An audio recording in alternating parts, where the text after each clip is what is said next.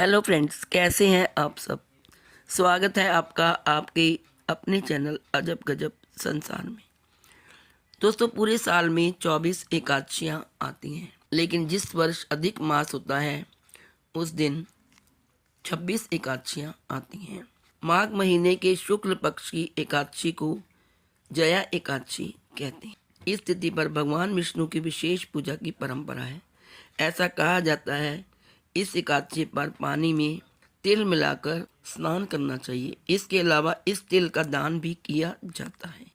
भगवान श्री कृष्ण ने इस दिन का महत्व पद्म पुराण में युधिष्ठिर को बताया था।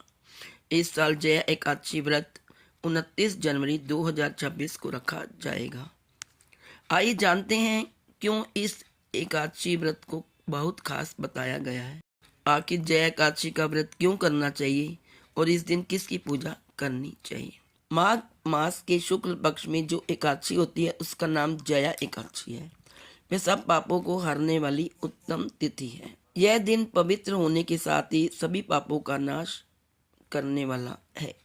ऐसा कहा जाता है कि जो भी इस व्रत को करता है उसे एकादशी माता भोग और मोक्ष प्रदान करती है। इतना नहीं, वह ब्रह्म हत्या जैसे पाप और पिशाचता का भी विनाश करने वाली है। इस एकादशी का व्रत करने पर मनुष्य को कभी प्रेत योनि में नहीं जाना पड़ता। इसलिए कुछ भी हो, हमें जया नाम की एकादशी का व्रत जरूर करना चाहिए। एकादशी तिथि भगवान विष्णु को बहुत प्रिय है। ऐसा कहा जाता है इसमें भगवान के माधव रूप की पूजा होती है। भगवान को शंख से अभिषेक कराकर चंदन अर्पित करना चाहिए। इसके बाद उन्हें तुलसी दल अर्पित करना चाहिए। जो भी व्यक्ति इस व्रत को करता है उसकी सभी पापों का निवारण हो जाता है। व्रत में महापूजा का फल मिलता है। माघ महीने के देवता भगवान विष्णु और सूर्य हैं। इस महीने में भगवान सूर्य की पूजा भी करनी चाहिए। इससे हमारा स्वास्थ्य अच्छा रहता है और हमारी आयु भी बढ़ती है। आइए अब जानते हैं जया एकादशी का शुभ मुहूर्त। पंचांग के अनुसार एकादशी तिथि का प्रारंभ 28 जनवरी 2026 को शाम 4:35 से होगा और यह तिथि अगले दिन यानी 29 जनवरी को दोपहर 1:55 तक रहेगी। इसका पारण अगले दिन 30 जनवरी को सुबह 7:10 पर किया जाएगा। एकादशी और द्वादशी दोनों तिथि जिस दिन आ रही हैं उस दिन ही एकादशी व्रत किया जाएगा। आइए अब सुनते हैं जया एकादशी की कथा। अर्जुन ने भगवान श्री कृष्ण से प्रश्न किया कि हे भगवान, आप कृपा कर मुझे माघ माह के शुक्ल पक्ष की एकादशी का क्या महत्व है, विस्तार पूर्वक बताएं। माघ शुक्ल पक्ष की एकादशी में किस देवता की पूजा करनी चाहिए और एकादशी व्रत की कथा क्या है। एकादशी को जया एकादशी कहते हैं। भगवान कृष्ण ने कहा है यह तिथि पापों को हरने वाली है। इस एकादशी का व्रत करने पर मनुष्य को कभी प्रेत योनि में नहीं जाना। इसकी कहानी इस प्रकार है। एक समय की बात है, स्वर्गलोक में देवराज इंद्र राज्य करते थे। देवगण पारिजात वृक्षों से भरे हुए नंदन वन में एक बार अप्सराओं के साथ घूम रहे थे। नंदन वन में उत्सव का आयोजन हो रहा था। इसमें देवता ऋषि मुनि सभी मौजूद थे।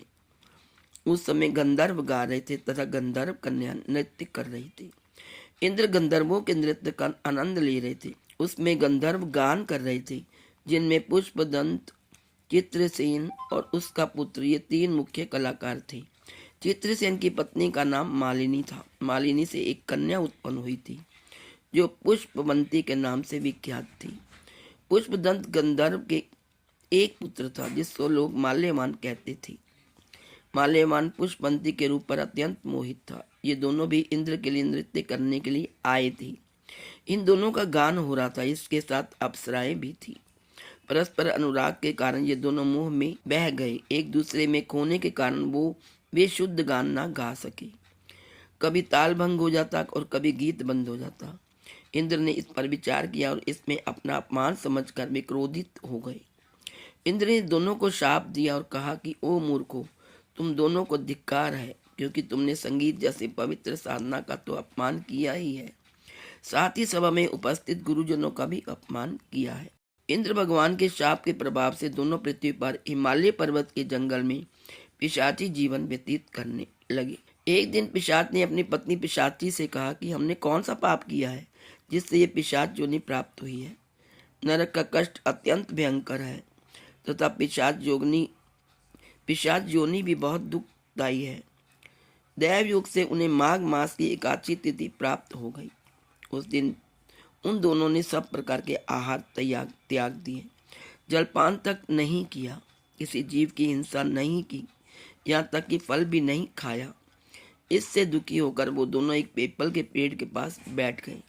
सूर्यास्त हो गया, उन्हें नींद नहीं आई, वे रति या कोई और सुख भी नहीं पा सके। सूर्य उदय हुआ, द्वादशी का दिन आया। उन पिशाचों के द्वारा जया के उत्तम व्रत का पालन हो गया। उन्होंने रात में जागरण भी किया था। उस व्रत के प्रभाव से तथा भगवान विष्णु की इच्छा से उन दोनों की पिशाचता दूर हो गई। पुष्पवती और माल्यवान अपने पूर्व रूप में आ गए। वे दोनों मनोहर रूप धारण करके विमान पर बैठे और स्वर्ग लोक में चले गए। वहाँ देवराज इंद्र के सामने जाकर दोनों ने बड़ी प्रसन्नता के साथ उन्हें प्रणाम किया। माल्यवान ने बताया कि भगवान वासुदेव की कृपा और जया एकादशी व्रत से हमारी पिशाचता दूर हो गई है।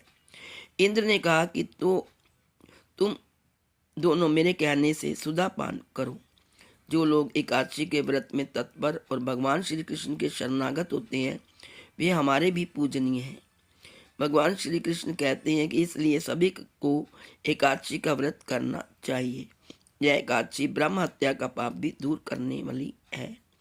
इस महात्म्य के पढ़ने और सुनने से अग्निष्टोम यज्ञ का फल मिलता है। इस प्रकार एकादशी व्रत करने से सभी का जीवन उत्तम हो।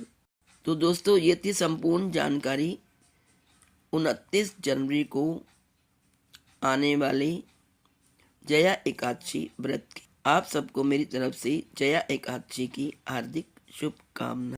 भगवान सूर्य तथा भगवान विष्णु आपके जीवन में हमेशा खुशियां प्रदान करें।